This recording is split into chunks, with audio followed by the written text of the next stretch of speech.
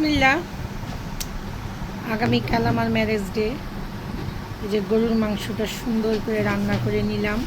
এটা বেসিকলি এটা হবে হইল গিয়া কালা ভুনা। এটা এখন এরকম আছে, সকালে বাকি মশলা দিয়ে এটা কালা ভুনা বানিয়ে ফেলবো। কালা কালা ভুনা।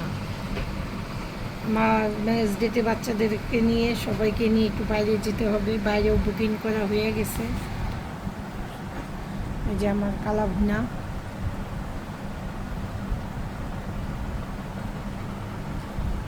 কালা ভুনার মেন হয়েছে সরষের তেল দিতেই হবে। আপনি যদি সয়াবিন তেল দিয়ে বানান তাহলে এটা হবে না, আপনাকে সরষের তেল ব্যবহার করতেই হবে।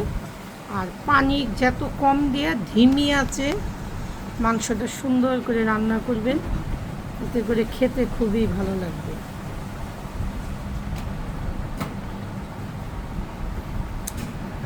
এখানে যে পোলার চাল আনা হয়েছে, যে চিংড়ি মাছ ভুনা হবে, ইলিশ মাছ ভুনা হবে, কাবাব হবে, রোস্ট রান্না অর্ধেক হয়ে গেছে। আজকে রাতে আবার ব্রাজিলের খেলা আছে, ব্রাজিল আর মরক্কোর খেলা আছে রাত 4টার সময়। এখন রাত বাজে 2টা। যে বসে আছি, রান্নাও হচ্ছে চুলায়।